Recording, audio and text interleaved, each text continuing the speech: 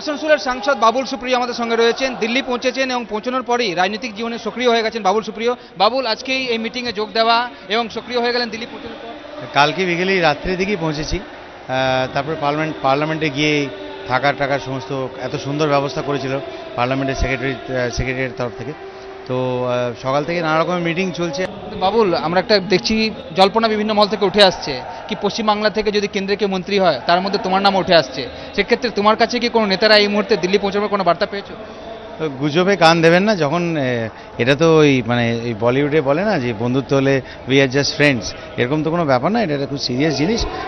যখন কিছু হবে, বলার মতো কিছু খবর হবে, আমি নিজে থেকে personally I will share it with everyone. কারণ খুশির খবর হলে definitely I will love to share it with everyone. Babul, তোমার জয়টা পশ্চিমবঙ্গের যে বিভিন্ন রাজনৈতিক দল, টিএমসি হোক বা সিপিএম হোক, তাদেরকে এরকম একটা পর্যালোচনায় পৌঁছে দিয়েছে। আজকে সিপিএমের পলিটব্যুরো বৈঠক হচ্ছে দিল্লিতে, তারাও কিন্তু এটা অ্যানালিসিস করছেন কি কীভাবে বিজেপির এত বেশি ভালো ফল হলো, এত বেশি ভোট কী করে পেলো। তোমার কি মনে হয় কেন এত বেশি ভোট তোমরা পেলে?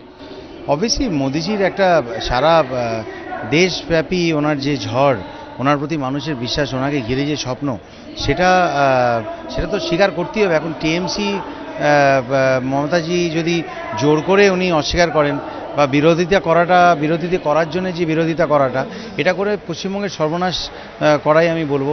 এর আগে পার্লামেন্টে কোনো দিন এসেছিলে, এখন তো সাংসদ হয়ে অবশ্যই আসছে। ছোটোবেলায় বাবা মার সঙ্গে যখন বেড়াতে এসেছিলাম তখন পার্লামেন্টের সঙ্গে ছবি তুলেছিলাম। আমি ফেসবুকে কালকে ওটাই পোস্ট করেছি যে ওই ছবিটা আমার কাছে আছে, এখনও আছে। আর কালকে ভেতরে ঢুকে যখন ছবি নিলাম, বেশ রোমাঞ্চ হলো, ভালো লাগলো। তখন পার্লামেন্ট যেটা দেখেছিলে এবং এখন একজন সাংসদ সদস্য হিসাবে দেখলে কেমন কিছু ডিফারেন্স আছে? ভালো লাগলো, খুবই ভালো লাগলো। অবভিয়াসলি ডিফারেন্স তো আছেই, ভালো লাগলো।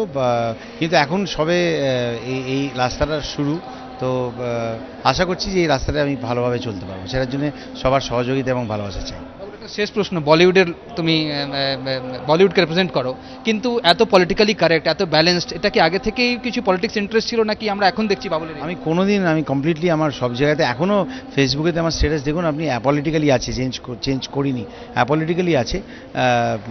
পলিটিক্সে কোনোদিন কোনোভাবে সক্রিয়ভাবে করিনি। বাট আমার মনে হয় যে একটু লজিক্যালি ভাবনা চিন্তা করলে বোধহয় আর পলিটিক্যালি কারেক্ট থাকা যায়, বা পলিটিক্যালি কারেক্ট থাকতে হবে এরকম কোনো বিশেষ তাগিদ আমার ছিল না। আমি মনের কথা বলেছি, সেটা মানুষের ভালো লেগেছে। I am very thankful to everyone. স্পষ্ট করলেন বাবুল সুপ্রিয়, মনের কথা বলেছেন এবং মানুষ তাকে ভালোবেসেছে, সেটা থেকে তিনি খুশি। ক্যামেরাম্যান পারভেজের সঙ্গে বিজেন্দ্র সিং, এপি আনন্দ, নয়াদিল্লি।